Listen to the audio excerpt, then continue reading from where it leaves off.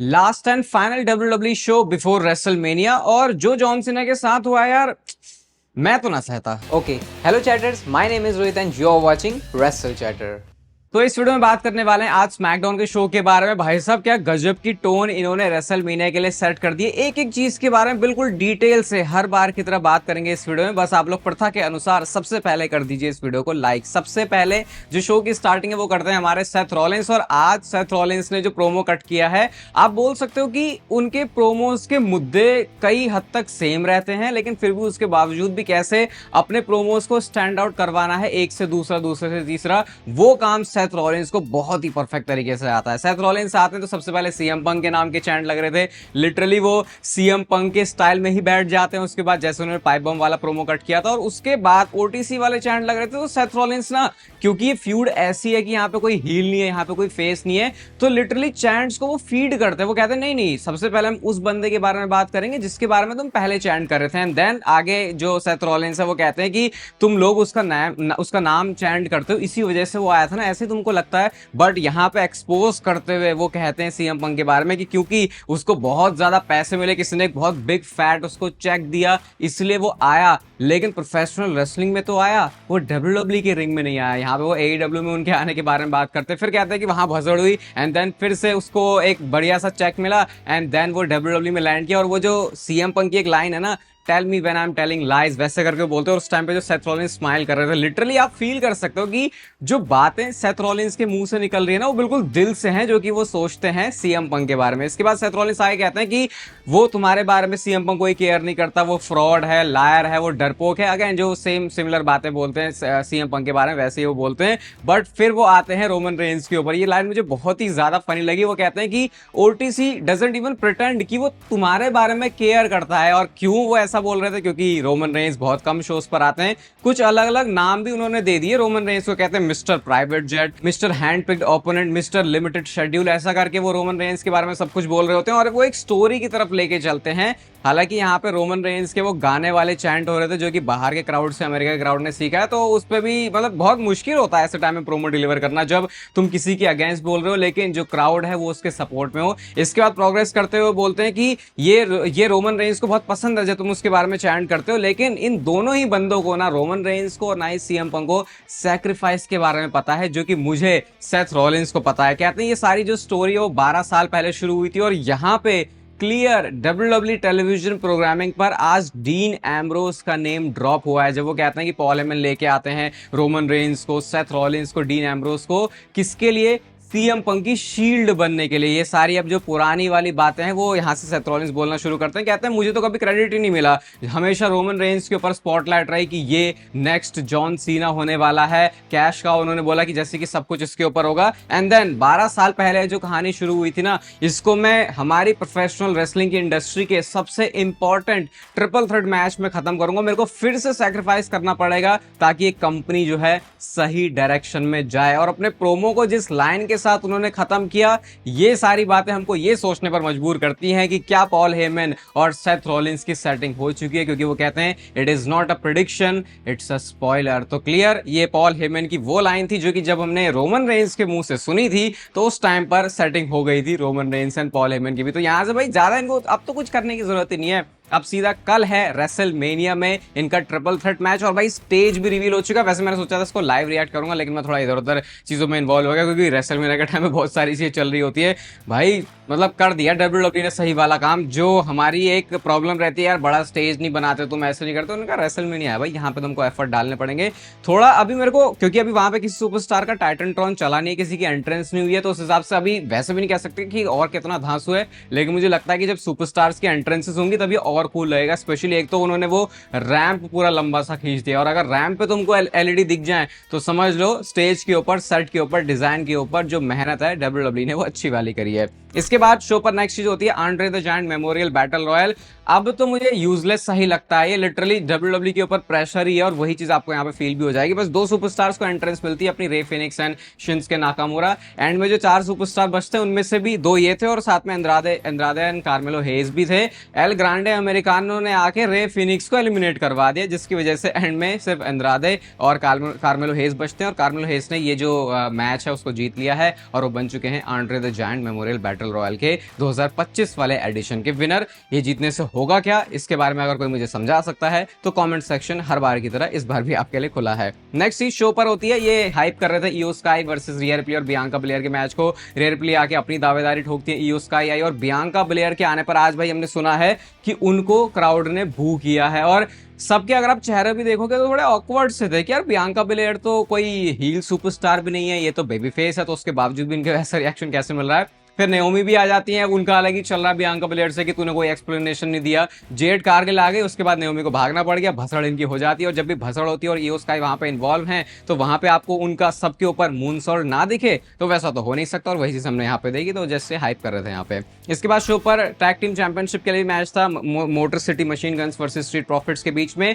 DIY का attack हो जाता है, डिस्क्वालिफिकेशन से एंड हो जाता है, टाइटल वो लेके भाग जाता है। फिर निक ऑल्डिस ने अगले स्मैकडाउन के शो के लिए टीएलसी मैच किया है। ऐसा कभी होता नहीं था डब्ल्यूडब्ल्यू में कि अगला शो है और अगले शो के इतना बड़ा शो है उसके बाद के किसी चीज के लिए तुम प्लान कर रहे हो। बट अब देखो डब्ल्यूडब्ल्यू का जो चेंज है वो आया है, लोगों ने बू किया था जब ये पता चला था कि अगले हफ्ते होगा, क्योंकि बहुत सारे लोग इसको रेसलमेनिया में होते हुए देखना चाहते हैं, बट मुझे नहीं पता कि क्यों देखना चाहते हैं। मैं सही में, मेरे को कोई इंटरेस्ट नहीं आ रहा इन टैग टीम डिवीजन में क्या कर रहे हैं। इसके बाद शो पर हमको देखते हैं the Viper Apex Predator Randy Orton, और हमको पता लगने वाला था कि रैंडी ओर्टन का क्या होगा रेसलमेनिया में। और अगर आपने चैनल पर कल वाली वीडियो देखी थी तो आपको पता चल गया होगा कि आज शो पर क्या होना था। रैंडी ओर्टन आते हैं, कहते हैं कि अभी तक मेरे पास रेसलमेनिया का कोई भी ओपोनेंट नहीं है, और ये सुनते ही क्राउड ने वहां पे बू किया, क्योंकि ऑब्वियसली हर कोई चाहता है कि रैंडी ओर्टन का ओपोनेंट हो। इसके बाद रैंडी ओर्टन कहते हैं कि हम काफी मीट एंड ग्रीट किया, डब्ल्यूडब्ल्यू यूनिवर्स से हम लोग मिले हैं और जो एयर है उसमें ऐसी एक्साइटमेंट फील करी जा सकती है रेसलमेनिया से रिलेटेड, जो रेसलमेनिया के बारे में, जो कि इससे पहले शायद फील नहीं की गई। और वो कहते हैं कि देखो मैं रेसलमेनिया बिल्कुल भी मिस नहीं करने वाला। संडे को रैंडी ओर्टन निकल जाएंगे अपना रिंग गियर पहन के और एक ओपन चैलेंज वो देने वाले हैं। जो भी बंदा आएगा जिसमें भी दम है वो आके रैंडी ओर्टन को चैलेंज कर सकता है, और ये बंदा निकल के कौन आएगा वो शायद आपको, उसके लिए आपको कल की वीडियो देखनी पड़ेगी, क्योंकि चीजें अभी शायद वैसी होती हुई दिख रही है। एंड देन अपने प्रोमो को वो 3 most dangerous letters in sports entertainment RKO के साथ खत्म करते हैं और क्राउड काफी बिहाइंड है रैंडी ओर्टन के। ऑब्वियसली बहुत बड़ा स्टार है, थोड़ा बेकार सा हो गया कि जो फ्यूड चल रही थी उनकी उस हिसाब से उनका मैच नहीं हो पाया, बट देखते हैं क्या पता कुछ ब्लेसिंग इन डिस्गाइज वाली चीज रैंडी ओर्टन के साथ हो जाए रेसलमेनिया में। इसके बाद शो पर चेल्सी ग्रीन वर्सेस जेलेना वेगा का मैच था। इस मैच के बारे में बात करके मैं आपका एक भी सेकंड का समय वेस्ट नहीं करना चाहूंगा और इस मैच में जेलेना वेगा जीत जाती हैं। इसके बाद शो पर आते हैं एले नाइट, और ना हमको शो की स्टार्टिंग में जैसी मतलब शुरू में सुपरस्टार्स आते हैं हमने देख लिया था कि एले नाइट ने टामा टोंगा को अटैक किया। एक्सप्लेनेशन वो ये देते हैं कि क्योंकि ये सारे लोग मुझे मार रहे हैं तो मैं भी इनको मारूंगा। LA Knight versus solo Sikoa का मैच था, मैच थोड़ा सा ही प्रोग्रेस करता है कि उसके बाद वहां पे आ जाते हैं जेकब फाटो, डिस्क्वालिफिकेशन से एंड हुआ, फिर ब्रॉन स्ट्रोमैन आए, फिर उन्होंने टैग टीम मैच बना दिया। तो वही है कि 3 घंटे है ना, कैसे कैसे करके तो निकालने पड़ेंगे मतलब, और उनको हाइप भी करना है रेसलमेनिया के मैच को।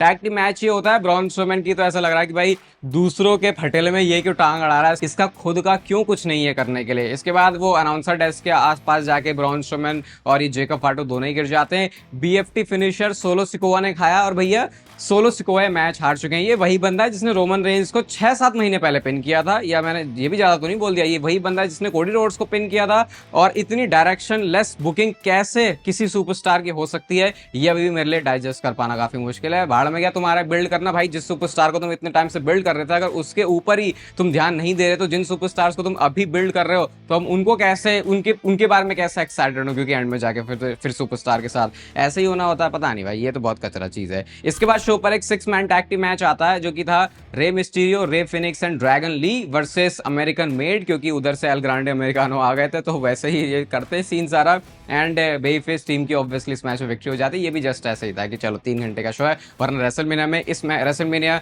का गो होम एडिशन, स्मैकडाउन का गो होम एडिशन मैच है रेसलमेनिया के लिए, तो फिर ऐसे मैचेस करने का कोई सेंस बनता नहीं है। अब आता है शो का मेन इवेंट, और ये थी पूरे शो की सबसे बड़ी और एकमात्र ऐसी हाईलाइट जहां पे हम कह सकते हैं कि भाई काफी खतरनाक सा काम हुआ है। और कोडी रोड्स ने जो किया है ये मेरे लिए अनएक्सपेक्टेड था कि ऐसी चीजें कोडी रोड्स की तरफ से भी आ सकती है। तो सबसे पहले कोडी रोड्स की एंट्री होती है, उसके बाद जॉन सीना की एंट्री होती है। जॉन सीना की एंट्री पर उनके आज कपड़े चेंज है, ऑब्वियसली मर्चेंडाइज तगड़ी करके बिक रही है। इवन डब्ल्यूडब्ल्यू उनका जो ट्रॉन है उसको भी चेंज करती है उनके टी शर्ट के हिसाब से, उसके डिजाइन के हिसाब से। आज जो आपको जॉन सीना का लुक दिखेगा ना, वो यंग जॉन सीना जैसा दिखेगा, क्योंकि जो उन्होंने अपने बाल हैं वो साइड से वैसे ही फेड करवा रहे हैं, बिल्कुल जो मिलिट्री वाला स्टाइल है, आर्मी वाला स्टाइल है, वैसे ही जॉन सीना दिख रहे थे। कोडी रोड्स बोलने के लिए कुछ चलते हैं, लेकिन तुरंत ही जॉन सीना ने उनको चुप करवा दिया। और इसके बाद जॉन सीना ने ऐसी बातें कोडी रोड्स के बारे में बोलनी शुरू करी है जो कि मैं सोच रहा था कि इतनी देर खड़े होके कोडी रोड्स ने सुन कैसे ली। जॉन सीना माइक पे बोलते हैं कि मैं रेसलमेनिया में अपना आखिरी मैच लड़ने वाला हूं, ये आखिरी बार होगा कि मैं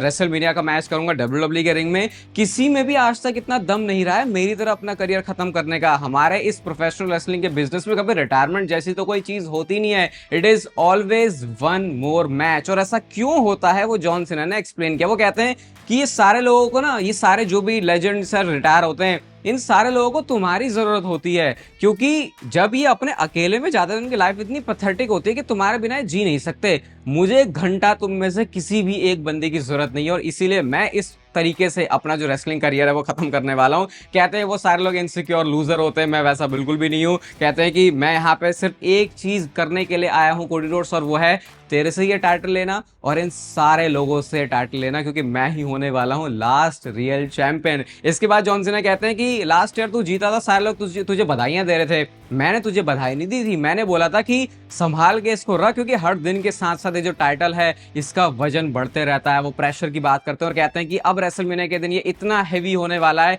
कि ये तेरे कंधों से उतर जाएगा, और मैं तुझे रेसलमेनिया के इस अनडिस्प्यूटेड चैंपियनशिप मैच में हराने वाला हूं। जो जिस तरीके से बातें, मतलब एक तो भाई इतना लेजेंडरी जॉन सीना है, ठीक है, जब वो अपनी बातों को स्ट्रक्चर करता है और जब स्टोरी में इतना दम होता है तो भाई वो नेक्स्ट लेवल का फिर एक फ्यूजन बन जाता है, और वो आपको इस प्रोमो के अंदर बिल्कुल सुनाई देगा अच्छे तरीके से।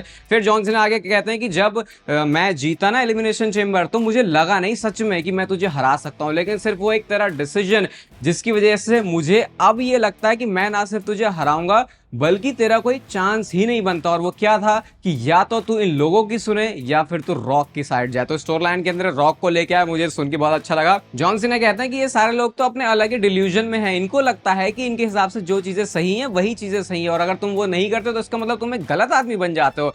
अब जॉन सीना के प्रोमो सुन के मुझे पता है बिल्कुल जब एक दो प्रोमो सुने तो मुझे लगा था अरे यार ये जॉन सीना फिट नहीं हो रहा, मतलब फिर भी लग रहा था ना कि कितने टाइम फिट नहीं हो रहा भी नहीं बोलेंगे, ऐसा बोलेंगे, क्योंकि जॉन सीना को हमने कितने टाइम से ऐसा बोलते हुए सुना नहीं है, मतलब ऐसा कभी तो बोलते नहीं है। अब लिटरली मुझे ऐसा लग रहा है कि यार ये जॉन सीना सही में लोगों से नफरत ही करता है क्या इतनी ज्यादा, बस ये छुपा के रख रहा था चीजें। इतनी ज्यादा जो बातें हैं जॉन सीना की उसमें वजन है। फिर आगे वो कहते हैं कि जॉन सीना, ये कोडी रोड्स, तू ये सूट पहनता because you want to be somebody, तू ये टैटू तेरी बॉडी पर है because you want to be somebody. Tension मत ले, जब मैं तुझे हराऊंगा तो तू सही में समबडी बन जाएगा रेसलमेनिया में। इस पे क्राउड जो है अच्छा रिएक्ट भी करता है। पता नहीं मुझे क्राउड अब ऐसा लगा कि थोड़ा डेड सा था, लेकिन फिर उसने जो है रिएक्ट करना शुरू किया। कहते हैं तू कैप्टन नहीं है, तो कोई क्वार्टरबैक नहीं है, इस नकली वर्ल्ड में तू एक बंदा है, और बस तेरे से टाइटल लेके मैं रियल चैंपियन बनने वाला हूं। ये बात बोली जॉन सीना ने, बोला मेरा तो हो गया।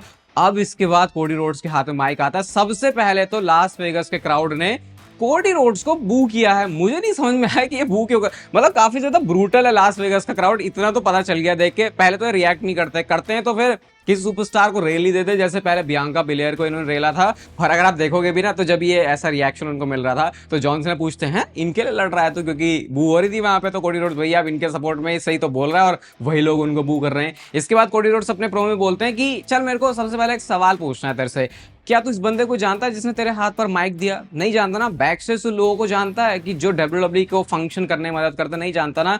डब्ल्यूडब्ल्यूई अब बदल चुकी है जॉन सीना, ये वो डब्ल्यूडब्ल्यूई नहीं है जिसमें तुझे गोट माना जाता था। तू तो बहुत टाइम से अब आता भी नहीं है। और जो इसके बाद कोडी रोड्स ने बातें बोली, वो कहते हैं कि तूने मुझे अंडरवेलमिंग बोला था ना, तू ओवररेटेड है। ये बोलते ही अचानक से पूरा क्राउड चेंज हो गया। अब कोडी रोड्स को जो बू मिल रही थी वो एकदम से चीयर में लोग उनको सपोर्ट कर रहे हैं, और यहां से तो पूरा घसीट दिया, पूरा रेल दिया उन्होंने। वो कहते हैं कि अब तू आउट ऑफ टच है। वो उनके जो मेल्टिंग फेस है, ऐसा उनको बोलते हैं कि मेल्टिंग वैक्स की तरह फेस नजर आता है। उनके पैरों का उन्होंने मजाक उड़ा दिया। और 1997 स्टारकेट, वो जो स्टिंग का इनफेमस चीज है कि भैया वो बंदा बहुत ही आउट ऑफ शेप था, कहते हो तो उससे ही भद्दा है, उससे ही बेकार है, उससे भी तू पेल है। और ये जो डिलीवरी भी थी ना कोडी रोड्स की, वो इतनी बढ़िया थी कि अगर इन लाइंस को ऐसे ही बोल दे तो उतना मजा नहीं आएगा, लेकिन कोडी रोड्स ने बहुत ही तगड़े तरीके से उसको बोला। और कहते हैं even in 2025 you can not wrestle. और ये एक ऐसी चीज है जो अगर किसी सुपरस्टार के साथ, किसी रेसलर के साथ जोड़ दी जाए तो उसको दिल में बहुत ज्यादा चुभती है। और कहीं ना कहीं लोग इस बात को बोलते भी है कि जॉन सीना उतना अच्छा रेसलर नहीं है, भले ही वो ओवरऑल एक अच्छा परफॉर्मर हो। तो जब ऐसी बात वो